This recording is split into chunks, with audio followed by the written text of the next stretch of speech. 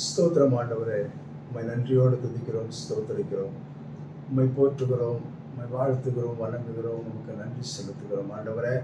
நீர் நல்லவர், வல்லவர், மகிமைக்கு பாத்திரர் ஆண்டவரே. இந்த காலை வேலைக்காய் கூட உம்மை நன்றியோடு உம்மை ஸ்தோத்தரிக்கிறோம், துதிக்கிறோம், உம்மை போற்றுகிறோம், வாழ்த்துகிறோம், வணங்குகிறோம் ஆண்டவரே. நீர் நல்லவர், வல்லவர், மகிமைக்கு பாத்திரர் அப்பா. ஸ்தோத்திரம், ஸ்தோத்திரம், ஸ்தோத்திரம், ஸ்தோத்திரம் ஆண்டவரே. உம்மை ஸ்தோத்தரிக்கிறோம், உம்மை துதிக்கிறோம், உம்மை போற்றுகிறோம் ஆண்டவரே. ஸ்தோத்திரம், ஸ்தோத்திரம், ஸ்தோத்திரம் ஆண்டவரே. ஸ்தோத்தரிக்கிறேன் அப்பா. ஸ்தோத்திரம், ஸ்தோத்திரம், ஸ்தோத்திரம். ஹல்லேலூயா. உமக்கு நன்றி ஆண்டவரே, உமக்கு நன்றி ஆண்டவரே. உம்மை ஸ்தோத்தரிக்கிறோம், உம்மை போற்றுகிறோம், உம்மை வாழ்த்துகிறோம் ஆண்டவரே. ஸ்தோத்திரம். ஹல்லேலூயா. ஸ்தோத்திரம் ஆண்டவரே. இந்த நாளிலும் கர்த்தாவே உம்முடைய கரத்திலே நாங்கள் எல்லாவற்றையும் ஒப்புக்கொடுக்கிறோம். தேவன் தாமே நீ பொறுப்பெடுத்துக் கொண்டு ஆசீர்வதித்து வழிநடத்தும்படியா என்னுடைய கரத்தில் ஒப்புக் கொடுக்கிறோம் அப்பா. இயேசு ஜெபிக்கிறோம். நீங்கள் நல்ல பிதாவே. ஆமென். ஸ்தோத்திரம். இந்த நாளிலும் பார்த்தீங்கன்னு சொன்ன பிரியமானவர்களே, போன முறை பார்த்தது போல இந்த முறையும் ஒரு சாட்சியை குறித்து பார்க்க இருக்கிறோம். இந்த நாளிலும் பார்த்தீங்கன்னு சொன்னால் அநேக சாட்சிகளை நாம் இந்த உலகத்திலே பார்க்கிறோம். எப்படியெல்லாம் சாட்சி சொல்லுகிறார்கள் என்பதை குறித்து நமக்கு நன்றாகவே தெரியும். இந்த நாளிலும் பார்த்தீங்கன்னு சொன்னால் ஒருவர் மேல் ஒருவர் பழி சுமத்துவதற்கு கூட ஒரு சாட்சியை வைக்கிறார்கள். அப்போ இந்த சாட்சி என்பது மிக முக்கியமாக இருக்கிறது. இந்த சாட்சியை சொல்லும் பொழுது ஒருவரை அப்பாவியை கூட ஒருவரை சிறையில் போடுவதற்கான வாய்ப்புகள் ஏற்படுகிறது. அப்படி பல இடத்திலே பல சாட்சிகளை நாம் கேள்விப்பட்டிருக்கிறோம். அவர் செய்தே இருக்க மாட்டார், ஆனால் அவர் செய்தார் என்று சொல்லி சாட்சிகளை ஏற்படுத்துகிறார்.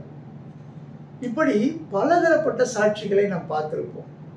இன்றைக்கு நீங்க கோர்ட்டுக்கு போனீங்கன்னு சொன்னா கூட ஒரு கேஸுக்கு சாட்சிகளை ஏற்படுத்துவார்கள். ஆனால் இந்த சாட்சிகள் மற்றவர்களுக்கு முன்பாக சொல்லும் பொழுது அது உண்மை போல பேசி அந்த சாட்சியை சொல்லி அவரை சிறையிலே போட்டு விடுவார்கள். இப்படி பலதரப்பட்ட சாட்சிகளை நாம் பார்க்கிறோம். இந்த சாட்சிகளினாலே உண்மையான சாட்சிகள் பொய்யாக்கப்படுகிறது. ஒருவர் உண்மையாக சொல்லுகிறதை கூட நம்புவதற்கு இல்லை. அப்படிதான் இந்த நாம் பார்க்க இருக்கிற அந்த சம்பவத்திலே அவர் சொல்லுகிறார். ஆனாலும் அந்த சாட்சி அவர்கள் ஏற்றுக்கொள்ள விரும்பவில்லை. பிரியமானவர்களே, இன்றைய நாளிலும் நாம் கூட அப்படிப்பட்ட ஒரு சூழ்நிலையில கடந்து போகும்படியாக இருக்கும். இந்த உலகத்திலே நாம் வாழ்கிற வாழ்க்கையிலே நாம் உண்மையை பேசினாலும் நாம் சரியாக சொன்னாலும் அதை ஏற்றுக்கொள்வார் இல்லை. அப்பொழுது அந்த மனம் எப்படி பாதிக்கப்படும்? இது போலதான் இந்த உலகத்திலே அநேக மக்கள் இன்றைக்கும் இப்படிப்பட்ட சூழ்நிலைகளை கடந்து போகிறார்கள். அந்த சூழ்நிலைகளை கடந்து போகிறவர்களுக்கு தான் தெரியும், நாம் சொல்லுகிறது சரியாக சொல்லுகிறோம், ஆனால் இவர்கள் அதை ஏற்றுக்கொள்ள மாட்டுகிறார்களே என்று சொல்லி. இது அந்த காலத்திலே நடந்திருக்குது. அவர் உண்மையை சொல்லுகிறார், அவர் கண்டதை சொல்லுகிறார், ஆனால் அதை யாரும் ஏற்றுக்கொள்வார் இல்லை. இவர் நல்லவர் என்று அவர் சொல்லும் பொழுது, இல்லை, எங்களுக்கு அவரை பற்றி தெரியாதா, அவர் எப்படிப்பட்டவர் என்று எங்களுக்கு தெரியாதா என்று சொல்லி மற்றவர்களை சொல்லுகிற அந்த வார்த்தையை அவர்கள் என்ன செய்வார்கள்? மட்டம் தட்டுவார்கள். இப்படியும் பல பேர் பல சூழ்நிலைகளை கடந்து போய் கொண்டிருக்கிறார்கள். அதை குறித்து தான் இந்த நாளிலே ஒரு வேத தியானத்தை நாம் செய்ய இருக்கிறோம். கர்த்தர் நல்லவர், அவர் கிருபை என்றும் உள்ளது. இந்த உலகத்தில் எத்தனையோ பேர்களை நாம் பார்க்கிறோம். எல்லா காரியங்களும் நமக்கு தெரிகிறது. இவர் செய்கிறது சரியா தவறா என்பது தெரிகிறது. ஆனால் தவறை சரி என்று சொல்லும்படியாய் மற்றவர்களை தூண்டுகிறார்கள். அதே நேரத்திலே சரியாய் சொல்லுகிறதை சரியாய் சொல்லவில்லை என்று சொல்லி மற்றவர்களை தூண்டுகிறார்கள். இது போல இந்த உலகத்திலே நடந்து கொண்டுதான் இருக்கிறது. இன்றைக்கு வரைக்கும் அப்படி நடந்து கொண்டுதான் இருக்கிறது. இது ஆரம்பம் முதல் இன்று வரையிலும் அப்படிப்பட்ட ஒரு சூழ்நிலைகள் ஏற்பட்டு கொண்டுதான் இருக்கிறது. அவர் எவ்வளவு நல்லவர் என்று நாம் சொல்லுகிறோம் என்று சொல்ல வைத்துக் கொள்ளுங்கள். அவரை நல்லவர் என்று சொல்லக்கூடாது என்பதற்காக அவர்கள் திரும்ப திரும்ப அவரிடத்திலே கேட்டு உனக்கு எப்படி தெரியும் அவர் நல்லவர் என்று சொல்லி? அப்படி பல பேர் தவறான காரியங்களை மற்றவர்கள் மேலே சுமத்த வேண்டும், பொய்க்குற்றம் சாட்ட வேண்டும் என்று சொல்லி அநேகர் முயற்சி செய்வார்கள். அந்த மாதிரி சூழ்நிலைகளை நாம் எப்படி இருப்போம்? அப்படிப்பட்ட சூழ்நிலைகளை நாம் கடந்து போகும்பொழுது நம்முடைய மனநிலை எப்படி இருக்கும்? இன்றைக்கு நாம் பார்க்க இருக்கிற அந்த சம்பவம் பார்த்தீங்கன்னு சொன்ன பிரியமானவர்களே, இந்த சம்பவத்திலே அவன் சொல்லுகிறது உண்மையை சொல்லுகிறான். அவன் கண்டதை சொல்லுகிறான், அவன் பார்த்ததை சொல்லுகிறான். ஆனால் யாரும் நம்புவதற்கு இல்லை. அப்படிப்பட்ட சூழ்நிலையிலே தான் அந்த மனுஷன் கடந்து போகிறார். ஒரு சாதாரண மனுஷன் என்று சொல்லி மற்றவர்களால் ஏளனமாக பேசப்படுகிறது. ஆனால் அந்த சாதாரண மனுஷன் தான் போதிக்கிறார். அந்த சாதாரண மனுஷனை குறித்து தான் மற்றவர்கள் ஏளனமாக பேசுகிறார்கள். இன்றைக்கும் அப்படி பல பேருடைய வாழ்க்கையில் இருக்கலாம் பிரியமானவர்களே. நீங்கள் ஒரு சாதாரண இடத்திலிருந்து உயர்ந்த நிலைக்கு வந்திருக்கலாம். ஆனால் பல பேர் உங்களை தவறாக பேசுவார்கள். இப்படிப்பட்ட சூழ்நிலைகளிலே நாம் மக்கள் இந்த வாழ்க்கையில நாம் வாழ்ந்து கொண்டிருக்கிற இந்த சூழ்நிலைகளிலே நாம் கடந்து போக வேண்டியதாக இருக்கிறது. இந்த இடத்துல நாம் பார்க்க இருக்கிற சம்பவம் பார்த்தீங்கன்னு சொன்னா பிரியமானவர்களே, அப்படிப்பட்ட ஒரு சூழ்நிலைகளிலே தான் இந்த மனுஷன் கடந்து போகிறார். இந்த உலகத்திலே பார்க்கிறோம் என்று சொல்லுகிறவர்கள் அல்ல இந்த குருடன். இந்த குருடன் சொல்லுகிற சாட்சியை மற்றவர்கள் மதிப்பதில்லை. ஆகையினாலே இந்த நாளிலும் நாம் இந்த பார்க்க இருக்கின்ற இந்த சம்பவத்திலிருந்து நாம் தெரிந்து கொள்ள வேண்டியது என்னவென்று சொன்னால், எந்த மனுஷனையும் பிரகாசிப்பிக்கிற ஒளியே அந்த மெய்யான ஒளி. நீ குருடனாக இருக்கலாம், நீ குஷ்டரோகியாக இருக்கலாம், நீ முடவனாக இருக்கலாம், நீ ஊமையாக இருக்கலாம், நீ எப்படிப்பட்டவராக இருந்தாலும் உங்களையும் உயர்த்த அவரால் கூடும். இன்றைக்கு எந்த சூழ்நிலையிலே நாம் வாழ்ந்து கொண்டு இருக்கலாம், பல போராட்டங்களிலே நாம் கடந்து போய்கொண்டிருக்கலாம், பல பிரச்சனைகளிலே கலந்து போய்கொண்டிருக்கலாம், சரீர பலவீனத்திலே போய்கொண்டிருக்கலாம், அவ்வளவுதான் இவன் எழுந்திருக்க மாட்டான் என்று சொல்லக்கூடிய சூழ்நிலையில் நாம் இருக்கலாம். ஆனாலும் அந்த நோய்வாய்ப்பட்டிருந்த சூழ்நிலையிலும் அந்த பலவீனமான சூழ்நிலையிலும் நம்மளை தூக்கி எடுக்க ஒருவர் உண்டு என்று சொல்லி நாம் இந்த நாளிலே இந்த சம்பவத்தை தியானிக்க இருக்கிறோம் பிரியமானவர்களே. கர்த்தர் நல்லவர், அவர் கிருபை என்றும் உள்ளது. இந்த நாளிலும் பார்த்தீங்கன்னு சொன்னா, யோவான் 9வது அதிகாரத்திலிருந்து நாம் சில வேத வசனங்களை தியானிக்க இருக்கிறோம். இந்த யோவான் 9வது அதிகாரத்திலே முழுவதுமாக ஒரு மனுஷனை குறித்து தான் சொல்லப்படுகிறது. அவன் என்னென்னலாம் செய்கிறான், அவன் பெற்ற அந்த அற்புதத்தை எப்படியெல்லாம் மற்றவர்களுக்கு சொல்லுகிறான் என்பதை குறித்து தான் இந்த யோவான் 9வது அதிகாரம் முழுவதுமாக சொல்லப்பட்டிருக்கிறது. 41 வசனங்கள் இருக்கிறது. இந்த 41 வசனங்களிலும் தேவன் அவரை எப்படியெல்லாம் நடத்தினார் என்பதை குறித்து நாம் பார்க்க இருக்கிறோம். ஸ்தோத்திரம் ஆண்டவரே, இந்த நாளிலும் இந்த வேத வசனங்களை நாங்கள் தியானிக்கும் பொழுது உம்முடைய கிருபையும் உம்முடைய தயவும் உம்முடைய இரக்கமும் எங்களை வழிநடத்தும்படியாக உம்முடைய கரத்தில் ஒப்பு கொடுத்து ஜெபிக்கிறோம். நீர் நல்லவர், வல்லவர், மகிமைக்கு பாத்திரர் ஆண்டவரே. இந்த நாளிலும் உடைய கரத்தில் நாங்கள் ஒப்பு கொடுக்கிறோம். நீங்க பொறுப்பெடுத்துக் கொள்ளுங்க, ஆசீர்வதிங்க, வழிநடத்துங்க. இயேசு கிறிஸ்துவின் மூலம் ஜெபிக்கிறோம் எங்கள் நல்ல பிதாவே, ஆமென். இந்த வசனத்தை நான் வாசிக்கிற பாருங்க. யோவான் 9வது அதிகாரம். அவர் அப்புறம் போகையில் பிறவிக்குருடனாகிய ஒரு மனுஷனை கண்டார். முதலாவது ஆண்டவர் பிறவிக்குருடனை கண்டார். இன்றைக்கும் நம்மை ஒருவர் பார்த்து கொண்டிருக்கிறார். நாம் இதை கவனிப்பது கிடையாது, ஆனால் அவர் காண்கிறார். இதை குறித்து தான் நம்மளுக்கு இன்னைக்கு தியானிக்க இருக்கிறோம். பாருங்க, 2வது வசனம். அப்பொழுது அவருடைய சீஷர்கள் அவரை நோக்கி, ரபி, இவன் குருடனாய் பிறந்தது யார் செய்த பாவம்? இவன் செய்த பாவமோ இவனை பெற்றவர்கள் செய்த பாவமோ என்று கேட்டார்கள்.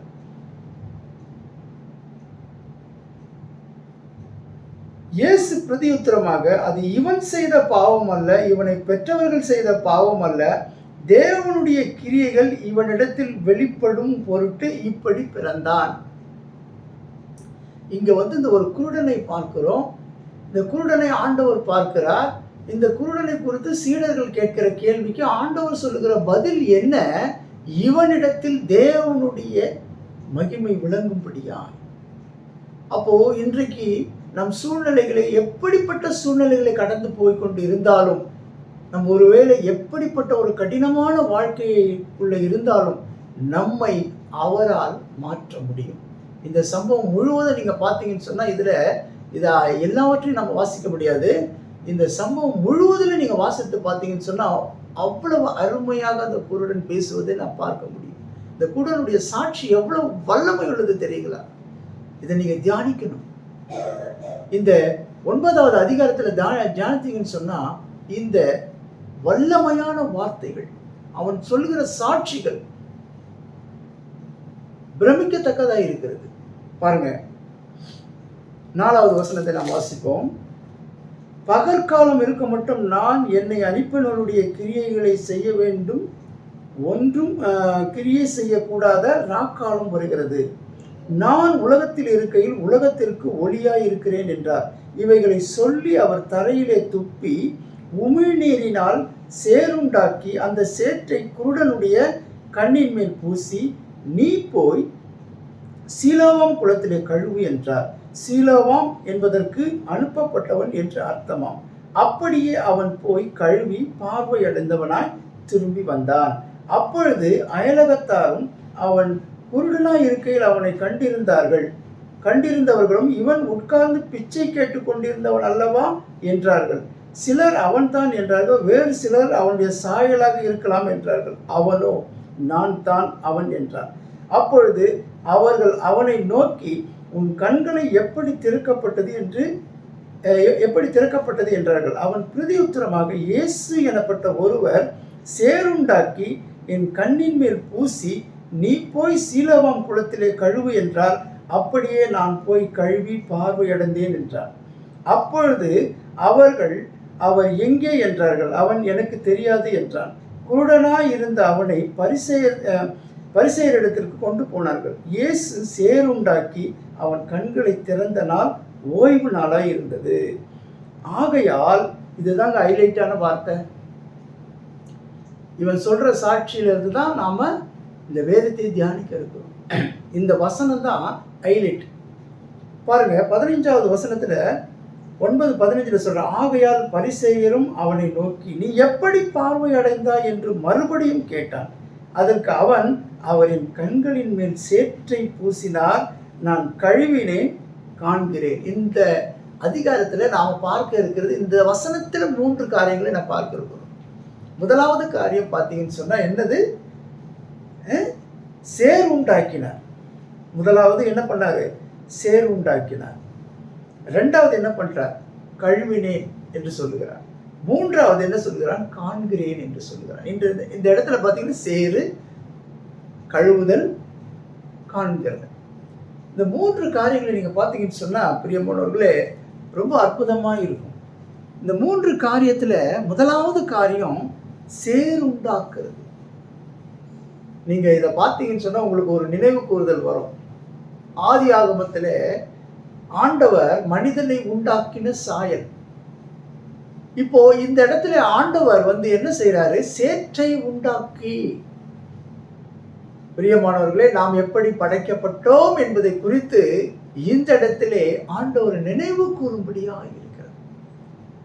நாம் பார்ப்போம், நம்ம எப்படி உருவானோம் என்று சொல்லி அநேகர் ஒவ்வொரு விதமாக சொல்லுவார்கள். ஆனால் இந்த இடத்துல இந்த வேதாகமத்தில் சொல்லப்பட்டபடி மனிதன் களிமண்ணினால உண்டாக்கப்பட்டு அவன் ஆண்டவருடைய சுவாசத்தினாலே இந்த உலகத்திலே ஜீவ மனுஷன் ஆனான். அப்போ இந்த இடத்துல ஆண்டவர் செய்கிற காரியம் பார்த்தீங்கன்னு சொன்னா இந்த அற்புதம் எப்படிப்பட்டதை செய்கிறாரு? சேர் உண்டாக்குறார். இயேசு கிறிஸ்து இந்த உலகத்துல அவர் ஆதியும் அந்தமமாய் இருக்கிறார் என்பதற்கு இதெல்லாம் ஒரு சாட்சிகள். அதுவும் ஒரு குருடனை ஆண்டவர் பார்வையை செய்து இந்த சாட்சியை, இந்த நினைவு கூறுதலை நமக்கு தெளிவுபடுத்துகிறார். பாருங்க, ஆதியிலே வார்த்தை இருந்தது என்ற அந்த இயேசு இந்த உலகத்திலே வாழ்ந்த காலத்திலே இந்த சேற்றை உண்டாக்கி அவன் கண்களிலே பூசுகிறார். அப்போ இந்த களிமண்ணை ஆண்டவர் என்ன பண்றாரு? 2வது அதிகாரத்துல நம்ம வாசிக்கலாம். பார்த்தீங்கன்னு சொன்ன பிரியமானவர்களே, இதில் முதலாவது வசனம் வந்து பார்த்தீங்கன்னா யோவான் 9:15 வசனத்தை நான் வாசிக்கிறேன். ஆகையால் பரிசேயரும் அவனை நோக்கி, நீ எப்படி பார்வையடைந்தாய் என்று மறுபடியும் கேட்டார். அதற்கு அவன், அவர் என் கண்களின் மேல் சேற்றை பூசினார், நான் கழுவினேன், காண்கிறேன். அதுக்கப்புறம் பார்த்தீங்கன்னு சொன்னால் யோவான் 9:6 பாருங்க, இவைகளை சொல்லி அவர் தரையிலே துப்பி உமிழ் நீரினால் சேறுண்டாக்கி அந்த சேற்றை குருடனுடைய கண்களிலே பூசினார். அதுக்கு அடுத்த வசனம் பார்த்தீங்கன்னு சொன்னால் பிரியமானவர்களே, நீ போய் சீலோவாம் குளத்தில் கழுவு என்றார். சீலோவாம் என்பதற்கு அனுப்பப்பட்டவன் என்ற அர்த்தமாம். அப்படி அவன் போய் கழுவி பார்வையடைந்தனால் திரும்பி வந்தான். 7வது வசனம், அப்பொழுது மூடுபனி பூமியிலிருந்து எழும்பி பூமியெல்லாம் நனைத்தது. இந்த இடத்துல பார்த்தீங்கன்னு சொன்ன பிரியமானவர்களே, ஆதி ஆகமத்திலே 2வது அதிகாரம் 6வது வசனத்தை நம்ம வாசிப்போம். ஆண்டவர் எல்லாவற்றையும் படைத்து விட்டார். செடி கொடிகள் எல்லாவற்றையும் படைத்து விட்டார்.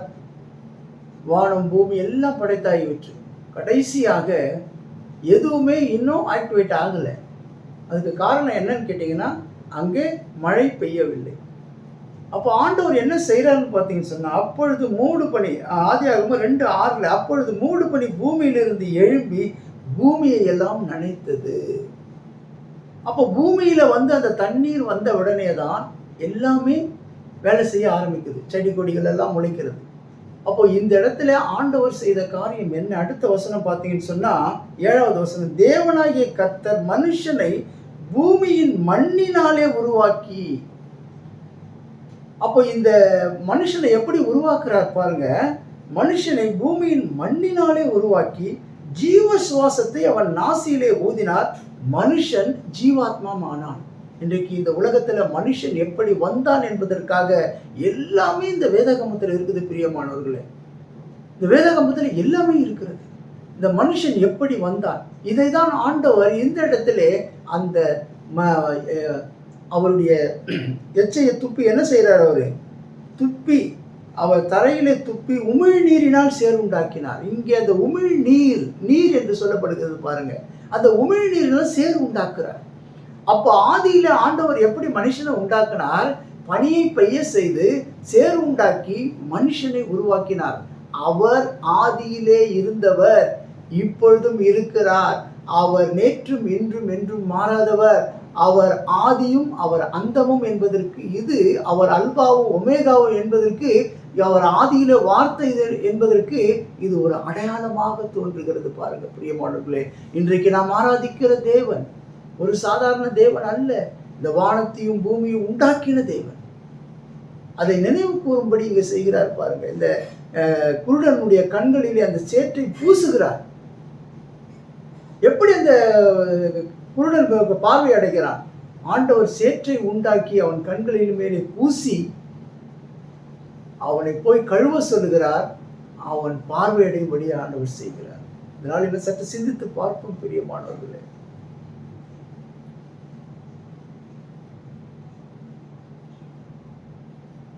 ஏழாவது வசனத்தில் அதுதான் ஆண்டவர் அழகா சொல்றாரு. மனுஷன் என்ன பண்றாரு? மனுஷனை மண்ணினாலே உருவாக்கினார். அதே மண்ணை எடுத்துதான் இந்த குருடனுடைய கண்களை சுகமாக்குகிறார் ஆண்டவர். நாம் சற்று சிந்தித்து பார்க்க வேண்டும் பிரியமானவர்களே. இந்த முதலாவதாக நம்ம பார்க்கிறது என்னன்னு பார்த்தீங்கன்னு சொன்னா, சேற்றை உண்டாக்கி அவன் வார்த்தையில் அவன் வாயிலிருந்தே சொல்லுகிறான். அந்த குருடன் சாட்சியாக சொல்லுகிறான். என்ன சொல்லுகிறான் பாருங்க, சேற்றை உண்டாக்கி சேற்றை கண்ணுல பூசுகிறார். அப்போ முதலாவது நாங்க பார்க்கிறது என்னன்னு பார்த்தீங்கன்னு சொன்னா பிரியமானவர்களே, அந்த மண்ணினாலே ஆண்டவர் மனுஷனை உருவாக்கின அவருக்கு தான் தெரியும் இது எப்படிப்பட்டது என்று சொல்லி. இந்த சேற்றை உண்டு பண்ணி அந்த சேற்றை என்ன பண்றாரு? கண்ணிலே பூசி அவர் அந்த குளத்திலே போய் கழுவ சொல்லி சுகம் அடையும்படி சொல்கிறார். பிரியமானவர்களே, இன்று சற்று சிந்தித்து பார்க்க வேண்டும். நாம் ஆராதிக்கிற அந்த ஆண்டவராகிய இயேசு எப்படிப்பட்டவர்?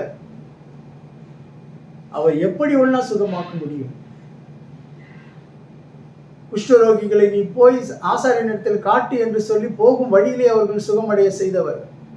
லாசருவை வெளியே வா என்று சொல்லி மரித்து போனவரை உயிரோடு எழுப்ப செய்தவர். ஆனால் இந்த இடத்துல இந்த குருடனை பார்க்கிற சூழ்நிலை, இந்த சம்பவத்தை பார்க்கும் என்று சொன்னால், இவன் கண்களிலே சேற்றை பூசி சுகமாக்குகிறார். எதை இது காட்டுகிறது? அந்த ஆதியாகமம் 2:6-7 காட்டுகிறது. ஆதியிலே ஆண்டவர் எப்படி மனுஷனை உண்டாக்கினார் என்பதை காட்டுகிறது. யோவான் 1:1 சொல்லப்பட்டிருக்கிறது, ஆதியிலே அவர் தேவனோடு கூட இருந்தார், அவர் வார்த்தையாய் இருந்தார், அந்த வார்த்தை மாம்சமாக வந்து இந்த உலகத்திலே உலாவினது. அதை தான் இதை காட்டுகிறது. அவர் சொல்லுகிற வார்த்தை, இந்த வசனங்கள் சொல்லுகிற வார்த்தையில் எல்லாம் ஆதியாகமத்திலே சொல்லும் பொழுதும் சரி, இப்பொழுது இந்த இடத்துல யோவானிலே அதை காட்டுகிற பொழுதும் சரி, இவர் எப்படிப்பட்டவர் என்பதை குறித்து நமக்கு தெளிவாக காட்டப்படுகிறது. பிரியமானவர்களே, இந்த சேற்றை ஊசி அவனை குணப்படுத்தினார். இரண்டாவதாக சொல்லும் பொழுது பார்த்தீங்கன்னு சொன்ன பிரியமானவர்களே, இரண்டாவது காரியம் பாருங்க,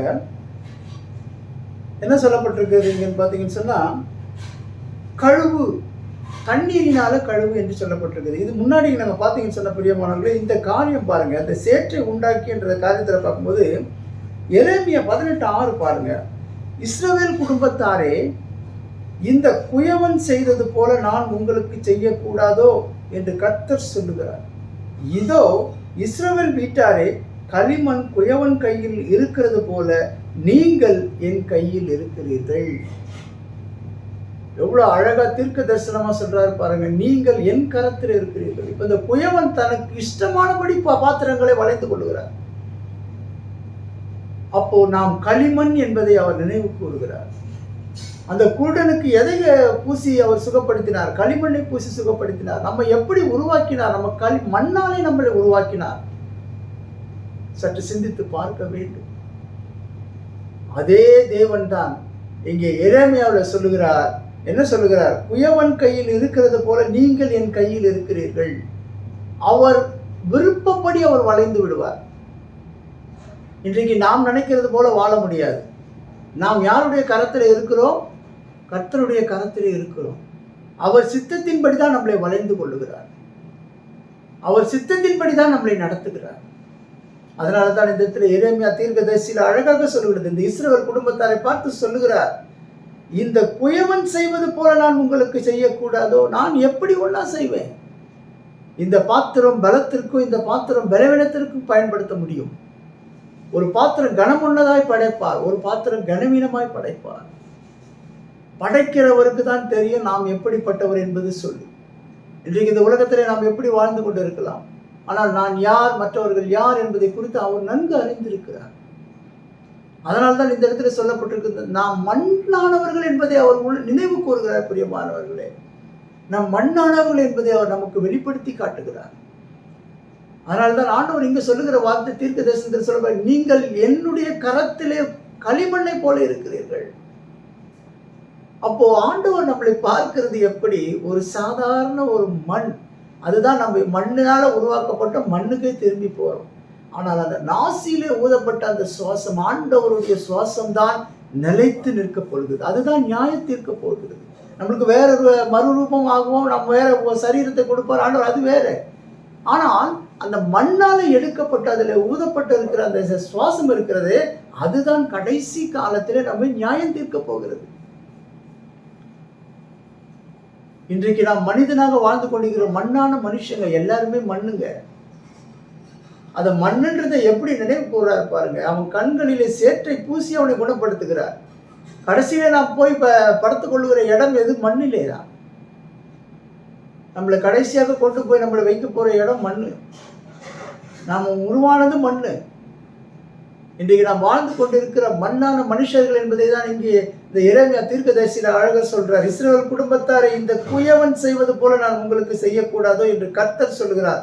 இதோ இஸ்ரவேல் வீட்டாரே, களிமண் குயவன் கையில் இருக்கிறது போல நீங்கள் என் கரத்தில் இருக்கிறீங்க. பிரியமானவர்களே, இந்த சேரை உண்டாக்கி ஆண்டவர் இந்த உலகத்திற்கு நாம் எப்படிப்பட்டவர்கள் என்பதை நினைவு கூறும்படி இதை செய்கிறார். நாம் எப்படி உருவானோம் என்பதை நினைவு கூறும்படி இதை செய்கிறார். அந்த குருடன் அதை சாட்சியாக சொல்கிறார். இதான் மிகப்பெரிய சாட்சி. அந்த குருடன் என்ன சொல்றான்? என் கண்களை சேற்ற பூசினார், கழுவு என்று சொன்னால் நான் இப்போது காண்கிறேன். முதலாவதாக நாம் பார்த்தது இந்த களிமண், இந்த சேறு. நாம் எப்படிப்பட்டவர்கள் என்பதை உணர்ந்து கொள்ள வேண்டும். முதலாவதாக இந்த களிமண்ணை உண்டாக்கினார்.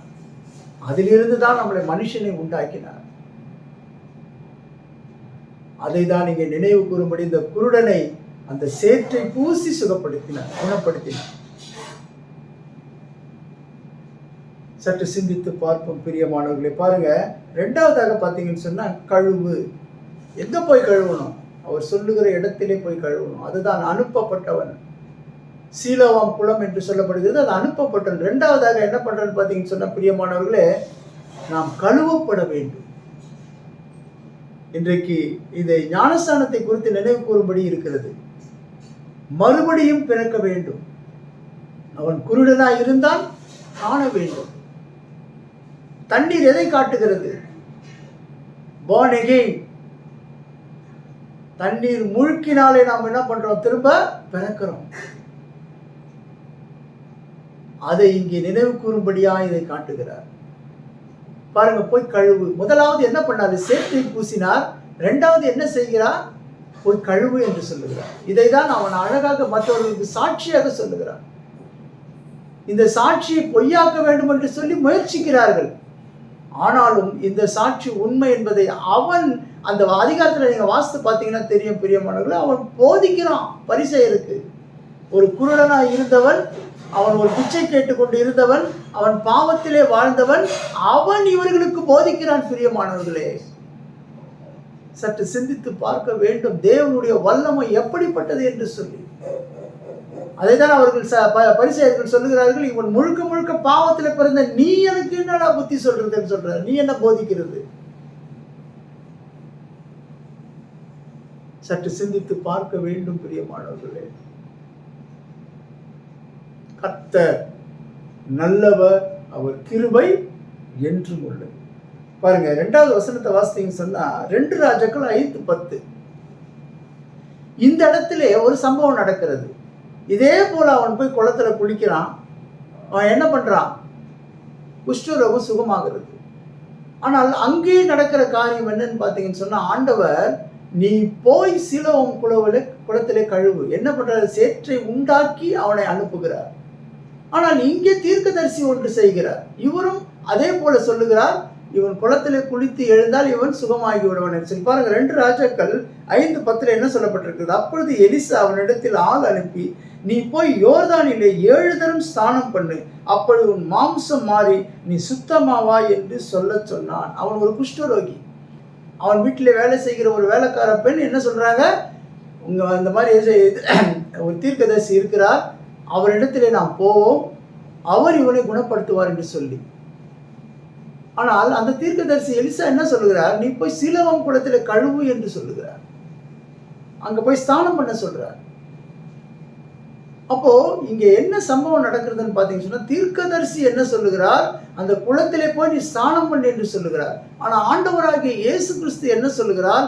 சேற்றை அவன் கண்ணிலே பூசி அவனை போய் நீ போய் கழுவு என்று சொல்லுகிறார். பாருங்க, இந்த இடத்துல சற்று சிந்தித்து பார்க்க வேண்டும். அந்த குளத்திலே ஸ்நானம் பண்ணும் பொழுது இந்த குஷ்டரோகியும் சுகம் அடைகிறான். 2வது வசனத்தை பார்ப்போம். பாருங்க, 2 ராஜாக்கள் 5:13 வாசிப்போம். அவன் ஊழியக்கார சமீபத்தில் வந்து அவனை நோக்கி, தகப்பனே, அந்த தீர்க்கதரிசி ஒரு பெரிய காரியத்தை செய்ய உமக்கு சொல்லியிருந்தால் அதை நீ செய்வீர் அல்லவா? ஸ்நானம் பண்ணும், அப்பொழுது சுத்தமாவீர் என்று அவர் உம்மோடு சொல்லும் பொழுது அதை செய்ய வேண்டியது எத்தனை அதிகம் என்று சொன்னான். அந்த வேலைக்காரன் சொல்றான், நீ எவ்வளவு பெரிய, நீ ஒரு பெரிய படைத்தலைவன், நீ எதை வேணாலும் உம்மால செய்ய முடியும். ஆனால் அவன் சொல்லுகிற காரியம் ஒரு சாதாரண காரியம் தானே. நீ போய் ஸ்நானம் பண்ணு, நீ சுகமடைவா என்று சொல்லுகிறான்.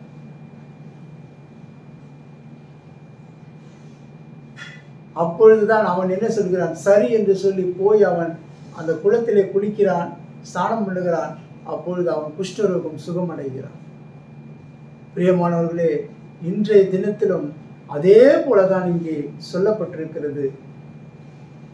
ஆண்டவர் என்ன செய்கிறார்? இந்த குருடனை பார்த்து சேற்றை பூசி போய் கழுவு என்று சொல்லுகிறார். அவன் அதே போல போய் கழுவுகிறான், அவன் குணமடைகிறான். இதைதான் அவர்கள் கேட்கிறார்கள். அந்த பரிசேயர்கள், நீ எப்படி கண் பார்க்கிறாய், எப்படி உனக்கு கண் தெரிகிறது என்று சொல்லி அவர்கள் பல முறை அவனிடத்தில் கேட்டுக்கொண்டே இருக்கிறார்.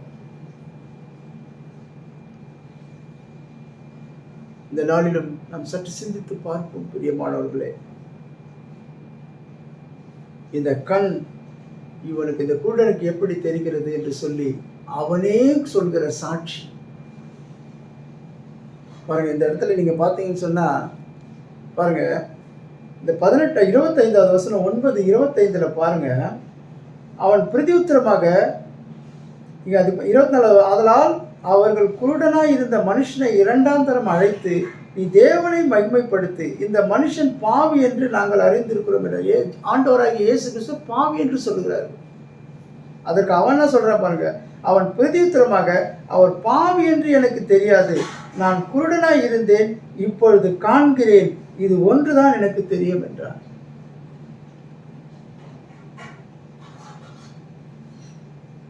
இதை நாம் இன்னொரு வசனம் பாருங்க. அதே 32வது வசனத்துல 9:32 பிறவிக்குருடனுடைய கண்களை ஒருவன் திறந்தான் என்று உலகம் உண்டானது முதல் கேள்விப்பட்டதில்லையோ, அவர் தேவனிடத்திலிருந்து வராதிருந்தால் ஒன்றும் செய்ய மாட்டாரே என்றார். அவன் அவர்களுக்கு போதிக்கிறான். அதை தான் அவனுக்கு அதுக்கு அடுத்த வசனம் பார்த்தீங்கன்னு சொன்னா, அவர்கள் அவனுக்கு பிரதி உத்தரமாக, முழுவதும் பாவத்தில் பிறந்த நீர் எங்களுக்கு போதிக்கிறாயோ.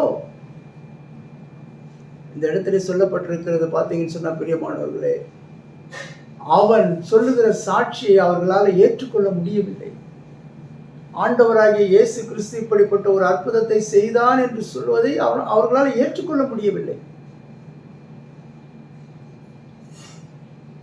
யோவானுடைய சீடர்கள் யோவான் அனுப்புகிறார், வருகிறவர் நீர்தானா இல்லை வேறொருவர் வர நாங்கள் காத்திருக்க வேண்டுமான்னு சொல்லி கேட்குறாங்க ஆண்டவராகிய இயேசு கிட்ட.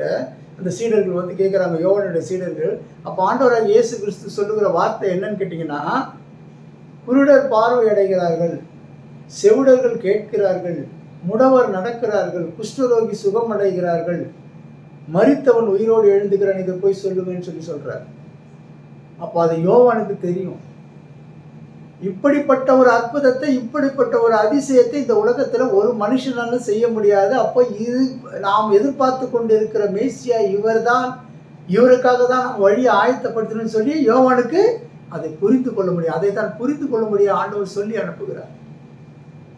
எப்படி கடந்த வாரத்தில் நார்த்தான்வேல் கண்டவுடனே இவரை ஆண்டவர் அவனை கண்டவுடனே புரிந்து கொண்டாரோ, அதே போல இந்த இடத்துல யோவான் இடத்துக்கு சீடர்கள் இடத்துல ஆண்டவர் சொல்லி அனுப்புகிறார். பிரியமானவர்களே, இதை தான் இங்கே அழகாக சொல்லப்பட்டிருக்கிறது. அவன் பார்வையடைந்த விதத்தை அவன் சொல்லுகிறான். ஒரு குருடனுடைய சாட்சி இது. தன்னுடைய சாட்சிகளை எப்படி மற்றவர்களுக்கு சொல்லுகிறான் பாருங்க. கண்டதை அவன் சொல்லுகிறான். இன்றைக்கு நாம் எத்தனையோ அற்புதங்களை பார்த்திருக்கிறோம், எத்தனையோ அற்புதங்களை அனுபவித்திருக்கிறோம். ஆனாலும் சொல்வதற்கு நம்மளுக்கு மனதில்லை. ஆனால் இந்த இடத்திலே இந்த குருடன் அவனுக்கு ஏற்பட்ட அந்த சம்பவத்தை தைரியமாக மற்றவர்களிடத்தில் சொல்லுகிறான். பரிசேயரை பார்த்து தன் குடும்பமே பயப்படுகிறது.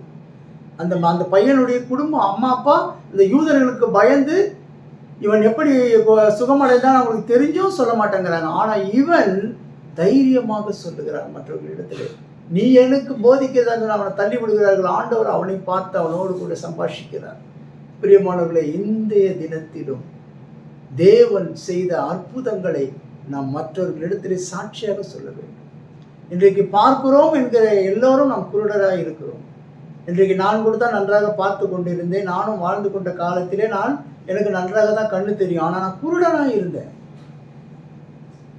இன்றைக்கு என் கண் திறக்கப்பட்டது. ஆகையினால் தான் இதை நான் உங்களிடத்தில் சொல்வதற்கு தேவன் பயன்படுத்துகிறார். நானும் ஒரு குருடனாக தான் வாழ்ந்து கொண்டிருந்தேன். நான் வாழ்ந்த காலத்தில் அப்படித்தான் இருந்தேன். என்றைக்கு ஆண்டவர் என்னை சந்தித்தாரோ அன்றைக்கு என் கண் திறக்கப்பட்டது. ஆனால் தான் ஆண்டவர் அழகாக சொல்கிறார் பரிசேயரை பார்த்து, காண்கிறேன் என்கிற நீர் குருடனாய் இருக்கிறாய். குருடனாய் இருக்கிறவன் இவன் காண்கிறவனாய் இருக்கிறான். சற்று சிந்தித்து பார்க்க வேண்டும் பிரியமானவர்களே. அதுக்கப்புறம் பாருங்க, சங்கீதம் 146:8 அழகாக சொல்லப்பட்டிருக்குது, குருடன் கண்களை கர்த்தர் திறக்கிறார். பாருங்க, இந்த சங்கீதத்தில் அழகாக சொல்லப்பட்டிருக்கிறது. தாவீது சொல்கிறார், குருடனின் கண்களை கர்த்தர் திறக்கிறார். இந்த உலகத்திலே அவர் வந்து செய்து காட்டினாருங்க. இந்த ஆண்டவராகிய இயேசு இந்த உலகத்திலே வந்து அதை செய்து காட்டினார். இந்த சொன்ன வசனங்களின் முன்பாக சொல்லப்பட்ட அந்த வசனங்கள் எல்லாம் நிறைவேற்றி காட்டினார். தீர்க்கதரிசியாக ஏசாயாவில் சொல்லப்பட்டதெல்லாம் நிறைவேற்றி காட்டினார். இந்த உலகத்திலே அவர் எப்படி பிறப்பார் என்பதை குறித்து சொன்னார்கள், அதை நிறைவேற்றி காட்டினார். இவர் இந்த இடத்துல பிறப்பார் என்பதை சொன்னார்கள், அதை நிறைவேற்றி காட்டினார். எல்லாமே நடந்தது. அவர் வளர்ந்து வந்த காலத்திலே எல்லா காரியத்தையும் எப்படியெல்லாம் தீர்க்க தரிசனத்தில் சொன்னார்களோ அதெல்லாம் நிறைவேறியது. இன்றைக்கு அவர் தான் சொல்லியிருக்கிறார், நான் சீக்கிரமாய் வரப்போகிறேன் என்று சொல்லப்பட்டிருக்கிறது. அவர் சீக்கிரமாய் வரப்போகிறேன் என்று சொல்லுகிறார். அதுவும் நடக்கப் போகிறது. இன்றைக்கு எல்லாரும் வாழ்ந்தார்கள், எல்லாரும் வாழ்ந்து கொண்டு இருக்கிறார்கள். இன்றைக்கு எத்தனை காலங்கள் நடக்கிறது, எத்தனை போட்டிகள் நடக்கிறது, எத்தனை பிரச்சனைகள் நடக்கிறது, நாம் கண்கூடாக பார்த்து கொண்டு தான் இருக்கிறோம் பிரியமானவர்களே. ஆகையினாலே அவர் சொல்லுகிற எல்லாமே நடந்தது. இன்றைக்கும் 2000 வருஷத்துக்கு முன்பாக நடந்த காரியங்கள் நடந்து கொண்டு இருக்கிறது. எல்லா காரியங்களும் நடந்து கொண்டு இருக்கிறது. இது கடைசி காலத்திலே இருக்கிறபடினாலே ஆண்டவர் சொல்லுகிற வார்த்தை, நிச்சயமாக நான் இதோ சீக்கிரமாய் வருகிறேன் என்று சொல்லுகிறார். அவர் வரப்போகிறார். இந்த இயேசு கிறிஸ்துவை தான் நாம் ஆதி ஆகமத்திலிருந்தே வெளிப்படுத்தல் வரைக்கும் பார்க்கிறோம் பிரியமானவர்களே. அதற்கு எத்தனை வசனங்கள் இருக்குது பாருங்க. அங்க மண்ணினால ஆண்டவர் உருவாக்கின அதே மனுஷனை இன்றைக்கு அதே மண்ணை வைத்து கண்ணில் பூசி சுகப்படுத்துகிறார். அப்போ நம்மளை குறித்து அவருக்கு என்ன தெரியுது? நம்ம மண்ணுன்னு தெரியுது, மண்ணினால உருவாக்கப்பட்டோன்றது தெரியுது. மற்றவர்களுக்கு இதை புரிந்து கொள்ளவில்லை. ஒரு நாள் நாம் மண்ணுக்கே திரும்பி போக போகிறோம் என்பது தெரியவில்லை. அதை நினைவு கூறுகிறார். அதனால்தான் ஆவியில பலப்பட வேண்டும் என்று சொல்லுகிறார். அந்த ஆவி ஆத்மா பலப்பட வேண்டும். அதை தான் தேவன் விரும்புகிறார். இந்த சரீரத்தை குறித்து நாம் இன்றைக்கு நீங்கள் யூடியூப்லலாம் பார்த்தீங்கன்னு சொன்னால் சில பசங்க சின்ன வயசில் போடுவாங்க. அவங்க இன்னைக்கு வயசு 80 வயசு 85 வயசு இருக்கும். அந்த முகத்தை அவங்க டிஃப்ரென்சியேஷன் பண்ணி காட்டும் போது பார்த்தீங்கன்னு சொன்னால் அது குழந்தை முகத்தில் அழகாக இருக்கும், அதுக்கப்புறம் கொஞ்சம் அழகாக இருக்கும். அதன் பிறகு போக போக ஒரு காலத்தில் அது வாடி போய் என்னது வயோதிகருக்காக முகம் போல மாறிவிடும். இன்றைக்கு அப்படித்தான் நம்முடைய வாழ்க்கையும் பிரியமானவர்களே. நாம் மண்ணானவர்கள் என்பதை ஆண்டவர் நினைவு கூறும்படிதான் இப்படிப்பட்ட அற்புதங்களை எல்லாம் ஆண்டவர் செய்தார். அவர் யார் என்பதை இந்த உலகத்திற்கு காட்டினார். நான் தான் சிருஷ்டிகர், நான் தான் ஆதியிலே எல்லாவற்றையும் செய்தேன் என்பதை குறித்து அவர் வெளிப்படையாக காட்டுகிறார்.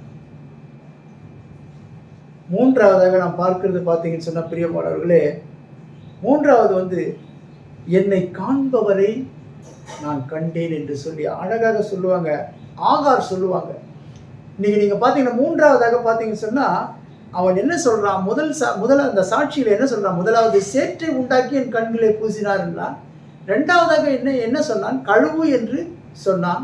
மூன்றாவதாக என்ன சொன்னான்? நான் காண்கிறேன் என்று சொல்லுகிறான். இந்த காண்கிறேன் என்று சொல்லி பார்க்கும் பொழுது நீங்க பார்த்தீங்கன்னு சொன்ன பிரியமானவர்களே, ஆகார் அழகாக சொல்லுவார்கள். இதை தான் இந்த இடத்துல ஆகார் அந்த இடத்துல குழந்தை பசியினால் இருக்கும் பொழுது தண்ணீர் கிடைக்கும் பொழுது அந்த இடத்திற்கு என்ன பேர் வைத்திருக்கிறார்கள்? அந்த இடத்துக்கு இன்றைக்கும் புனித ஸ்தலமாக அந்த முகமதியர்கள் போய்கொண்டு வருகிறார்கள். ஜம்சம் என்று சொல்லப்படுகிறது. அந்த இடத்துல தண்ணீர் இன்னைக்கு ஊற்று போல வந்து கொண்டே இருக்கிறது. அதை அந்த ஆகார் சொல்லுகிற வார்த்தை பாருங்க, என்ன அழகாக சொல்றாங்க. என்னை அப்பொழுது அவள் என்னை காண்பவரை நானும் இவ்விடத்தில் கண்டேன் அல்லவா என்று சொல்லி தன்னோட பேசின கர்த்தருக்கு நீர் என்னை காண்கிற தேவன் என்று பெயரிட்டார்.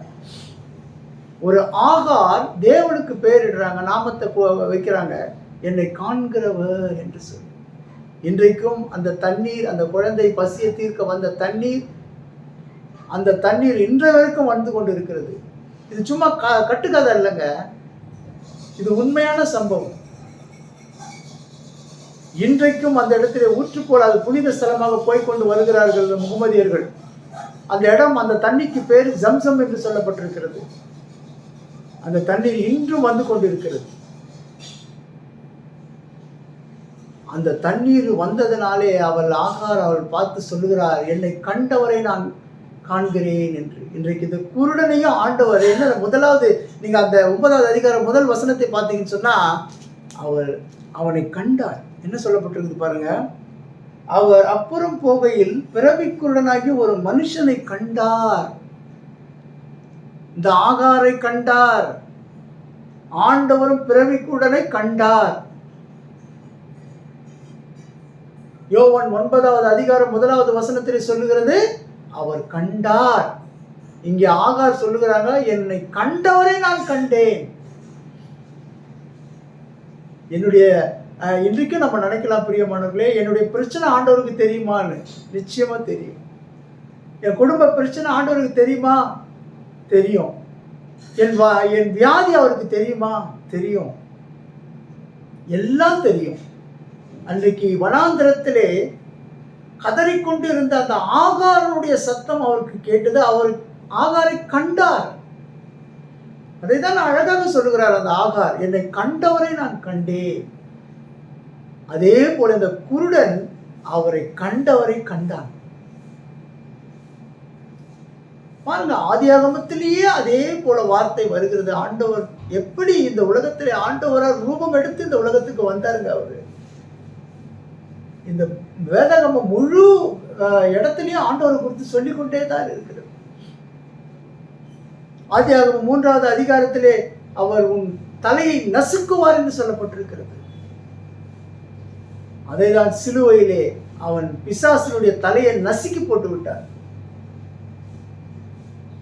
சற்று சிந்தித்து பார்க்க வேண்டும் பிரியமானவர்களே. இந்த நாளிலும் நாம் எப்படிப்பட்டவரை ஆராதிக்கிறோம்? நம்ம காண்கிறவரை ஆராதிக்கிறோம். காணாதவர் இல்லைங்க. அவருக்கு கண் இருக்குது, வாய் இருக்குது, மூக்கு இருக்குது, எல்லாம் இருக்குது. இந்த உலகத்துல மனிதனை போல வந்தார், ஆனால் தேவனாய் இருந்தார். மனிதனாகவும் இருந்தார், தேவனாகவும் இருந்தார். அவர் நம்மளை காண்கிற தேவன். அதுதான் வசனம் அழகாக சொல்லுகிறது. ஆகார் சொல்லுகிறார் பாருங்க, என்ன ஒரு சாட்சி. ஆகார் சொல்லுகிற சாட்சி, என்னை கண்டவரை நான் கண்டேன். என் துக்கத்தை கண்டவரை நான் கண்டேன். என் போராட்டத்தை கண்டவரை நான் கண்டேன். நான் வியாதியிலே படுத்து கொண்டு முடியுமா முடியாதா என்ற சூழ்நிலையில இருக்கும் பொழுது என்னை கண்டவரை நான் கண்டேன். அவ்வளவுதான், என் வாழ்க்கை முடிஞ்சிச்சு என்று நினைத்து கொண்டு இருப்பவரை நான் இருக்கும் பொழுது என்னை கண்டவரை நான் கண்டேன் என்று சொல்லி அநேகர் சொல்ல முடியும் பிரியமானவர்களே. கொரோனா டைம்ல கூட சரி, ஒரு டாக்டரே கூட சரி சுகம் அடைந்தார். அவர் படுத்து கொண்டு இருக்கிறார் கொரோனாவிலே, ஆனால் ஆண்டவர் அவரை காண்கிறார். இன்றைக்கு அவர் பெரிய ஒரு ஊழியக்காரராக இருக்கிறார். டாக்டராகவும் இருக்கிறார், ஊழியக்காரராகவும் இருக்கிறார். பிரியமானவர்களே, நாம் வேதனை அவர் காண்கிறார். நம் வேதனையை அவர் காணாத தேவன் அல்ல. நம்ம குடும்பத்தில் என்ன பிரச்சனை நடக்கிறது, நம்ம குடும்பத்தில் என்ன வேதனை இருக்கிறது என்பதை அவர் காண்கிறார். அதனால்தான் இந்த ஆகார் அழகாக சொல்லுகிறார், என் கண்டவரை நான் கண்டேன் என்று சொல்லி. இந்த குருடனும் சொல்லுகிறார், என்னை கண்டவரை நான் கண்டேன், என்னை காண்கிறேன். அங்க எங்க அனுப்புறாரு? சேற்ற பூசி சீலோவாம் குளத்துக்கு அனுப்புகிறார்.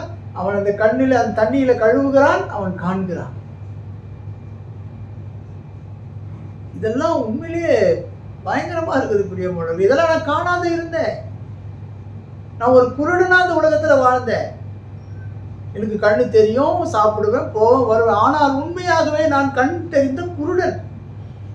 இன்றைக்கு கண் தெரியாமல் இருக்கிறவன் கண் தெரியும் பொழுது அவன் காண்கிறேன் என்று சொல்கிறான். நாம் பார்த்து கொண்டே இருக்கிறவர்களுக்கு நமக்கு தெரியவில்லை. சற்று சிந்தித்து பார்க்க வேண்டும் பிரியமானவர்களே. பாருங்க, இன்னொரு வசனத்தை வாசிப்போம். ஆதியாகமம் 32:30. அப்பொழுது யாக்கோபு, நான் தேவனை முகமுகமாய் கண்டேன். யாக்கோபு தேவனோடு கூட போராடுகிறார். தேவன் அவருக்கு யாக்கோபுடைய போராட்டம் என்னன்னு தெரியும். யாக்கோபு எதற்காக போராடுகிறார் ஆண்டவரோடு கூட என்பது தெரியும். கர்த்தர் யாக்கோபை கண்டார். பாருங்க, அவன் இரவு முழுவதும் ஆண்டவரோடு கூட போராடி கொண்டிருக்கிறான். எதற்காக? தன் உயிருக்காக, தன் குடும்பத்திற்காக, நாம் தப்பி வைக்க வேண்டுமே என்பதற்காக போராடி கொண்டிருக்கிறான். அதை ஆண்டவர் காண்கிறார். இங்க யாக்கோபு சொல்றார் பாருங்க, அப்பொழுது யாக்கோபு, நான் தேவனை முகமுகமாய் கண்டேன், உயிர் தப்பி பிழைத்தேன் என்று சொல்லி அந்த ஸ்தலத்திற்கு பெனியேல் என்று பெயரிட்டான்.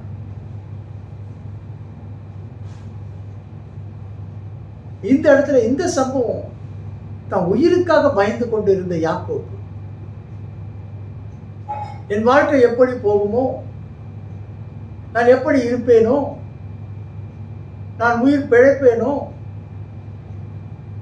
இல்லது அவரிடத்தில் நான் சாக வேண்டியதோ என்று சொல்லி கலங்கி கொண்டிருந்தவனை கர்த்தர் கண்டார். அவன் தேவனை காண்கிறான். அவர் முதலாவது நம்மை காண்கிறவராய் இருக்கிறார். இன்றைக்கு மூன்றாவதாக நாம் பார்க்கிற காரியம் பார்த்தீங்கன்னு சொன்னா, அவர் நம்மளை காண்கிற தேவன். அவரை நாம் காண வேண்டும் என்று சொல்லி நாம் வாஞ்சிக்கும் பொழுது அவர் நிச்சயமாகவே நம்மளுக்கு தென்படுவார். வசனத்தின் மூலியமாக, பல காரியத்தின் மூலியமாக நம்ம அவரை காண முடியும். அவர் செய்த அற்புதங்கள் மூலியமாக நாம் காண முடியும். சற்று சிந்தித்து பார்ப்போம் பிரியமானவர்களே. இந்த இன்னொரு வசனத்தை நான் வாசிக்கிறேன் பாருங்க. யாத்ராகும் 24:10 பாருங்க. இஸ்ரவேல் தேவனை தரிசித்தார்கள். இஸ்ரவேலர் தேவனை தரிசித்தார்கள்.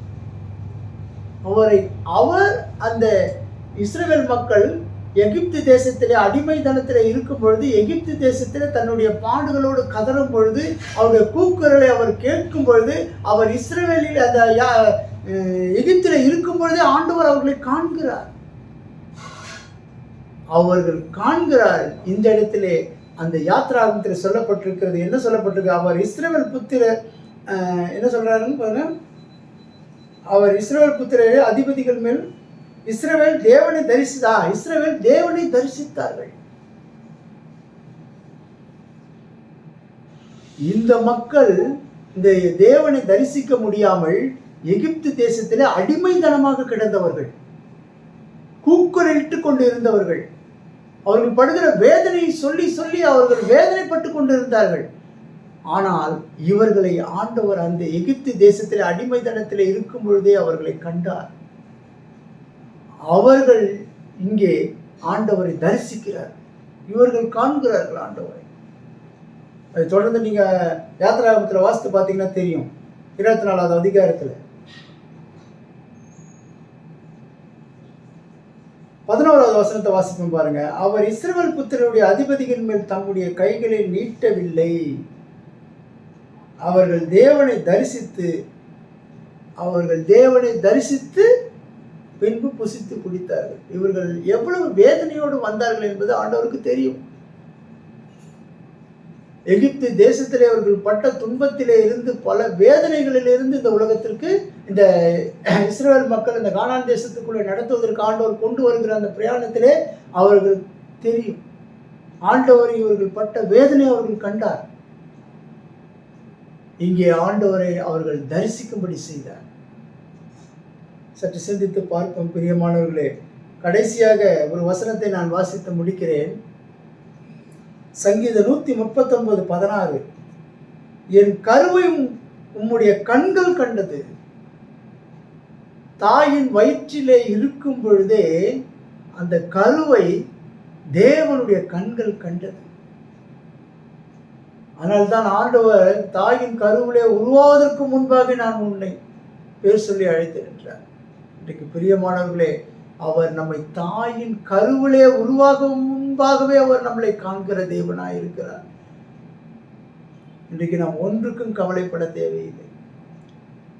என் குடும்பத்தில் இவ்வளவு பிரச்சனை இருக்கிறது, போராட்டம் இருக்கிறது என்று சொல்லி நீங்கள் கவலைப்பட வேண்டிய அவசியமே இல்லை பிரியமானவர்களே. அதை கருவிலேயே ஆண்டவர் கண்டிருக்கிறார். அது எப்படி வளரப்போகுது என்பது தெரியும். சமீபத்திலே கூட ஒரு முதலமைச்சராக தேர்ந்தெடுக்கப்பட்டிருக்கிறவரை குறித்து ஆண்டவருக்கு அந்த கருவிலே தெரியும். அவருக்கே தெரியாது.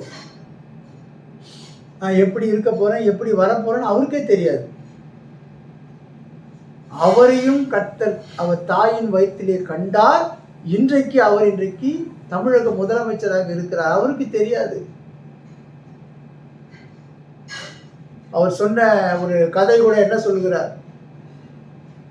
வேதத்திலிருந்து ஒரு கதையை சொல்லுகிறார். அவர் யோசேப்பு குழியிலே போடப்பட்டான், பின்பு அவன் அரசனாக உயர்த்தப்பட்டான் என்று சொல்லி அவர் அந்த கதையை சொல்லுகிறார். அந்த வேதத்தை அறிந்திருக்கிறார்.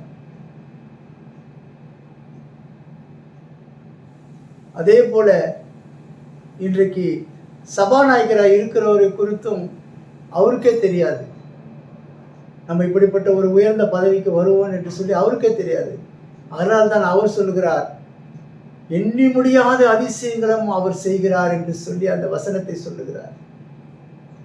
உன்னிலே நீ அன்பு கூறுவது போல பிறனிடத்தில் அன்பு கூறு என்று இந்த வசனத்தை சொல்லுகிறார். பிரியமானவர்களே, நம்மை காண்கிற தேவன், நாம் எப்படி இருக்க போகிறோம் என்பதை குறித்து அவர் காண்கிற தேவன். அதனால்தான் இன்றைக்கு பிரியமானவர்களே, நான் சொல்லுகிறதை பொறுத்து என்னை பொறுத்தவரையிலே என்ன நினைக்கிறேன் என்று சொன்னால், கருவிலேயே கண்ட தேவனுக்கு அவன் எப்படிப்பட்டவனாக வர வேண்டும் என்று சொல்லி அவருக்கு தெரியும். நாம் செய்ய வேண்டிய காரியம் என்ன? தேவனிடத்திலே நம் பிரச்சனைகளை சொல்லி ஜெபிக்கும் பொழுது தேவன் நமக்கு அதிலிருந்து ஒரு விடுதலை கொடுக்கிறவராக இருக்கிறார். பிரியமானவர்களே, பிள்ளையை குறித்து நாம் கவலைப்பட வேண்டிய அவசியம் இல்லை. ஏனென்று சொன்னால் கருவிலேயே ஒரு காண்கிறவராக இருக்கிறார். இதே விஜய் என்ன பண்ணுவார்? ஒரு சிஎம்மா இருக்கிறவர், அவர் ஒரு படம் நடித்து கொண்டு இருந்தார். ஒரு திரைப்படத்தில் நடிகர் தான் அவர். ஆனால் தேவன் அவரை எங்க கொண்டு வர வேண்டும் என்று சொல்லி கருவிலேயே தெரிந்து வைத்திருக்கிறார். அவர் கருவிலேயே கண்டிருக்கிறார். இப்படிப்பட்ட ஒருவர் எப்படி வருவார் என்று அவருக்கே தெரியாது. ஆனால் அவர் அவரை கொண்டு வந்தார். இன்னைக்கு பிரியமானவர்களே, நமக்கு தெரியாத நம்முடைய பிள்ளை எப்படி வருவான் என்று சொல்லி, நம்முடைய பிள்ளை எந்த நிலைமையில இருப்பான் என்று சொல்லி நமக்கு தெரியாது. ஆனால் எல்லாவற்றையும் அவர் அறிந்திருக்கிறார். நாளைக்கு என்ன நடக்கப் போகிறது என்று அவருக்கு தான் தெரியும், நமக்கு தெரியாது. எல்லாம் அறிந்தவர். அதை தான் இந்த இடத்துல சங்கீதக்காரன் அழகாக சொல்லுகிறார். என்ன சொல்லுகிறார்? என் கருவை உம்முடைய கண்கள் கண்டது, என் அவயங்களில் ஒன்றாகிலும் இல்லாதது போதே அவைகளை அனைத்தும் அவைகள் உருவேற்படும் நாட்கள் உமது புஸ்தகத்தில் எழுதியிருக்கிறது. பாருங்க, நம்முடைய எல்லாவற்றையும் அவர் அறிந்திருக்கிறவராய் இருக்கிறார். இன்றைக்கு நாம் பார்த்தது 3 காரியங்களை நாம் பார்த்தோம் பிரியமானவர்களே. முதலாவது என்ன பார்த்தோம்?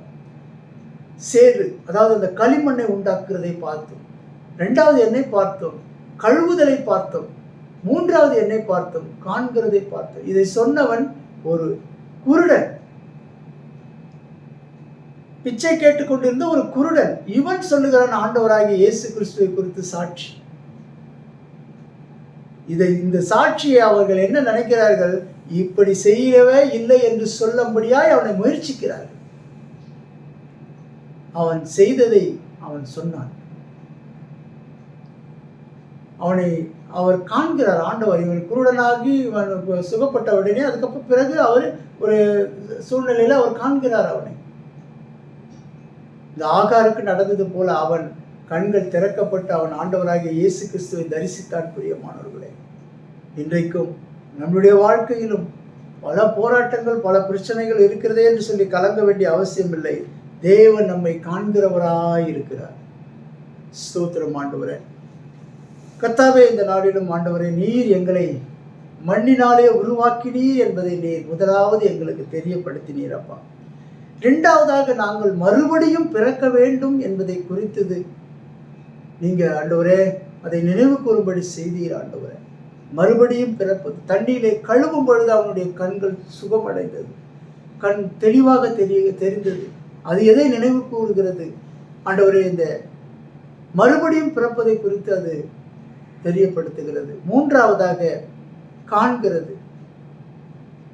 அந்த கண் தெளிவடையும் பொழுது, இந்த ஆண்டவராகிய இயேசு கிறிஸ்து ஒருவனை ரட்சிக்கும் பொழுது, இந்த உலகத்திலே குருடனாய் இருக்கிற ஒருவனை ரட்சிக்கும் பொழுது அவன் எல்லாவற்றையும் காண்கிறவனாய் இருக்கும்படி செய்கிறது.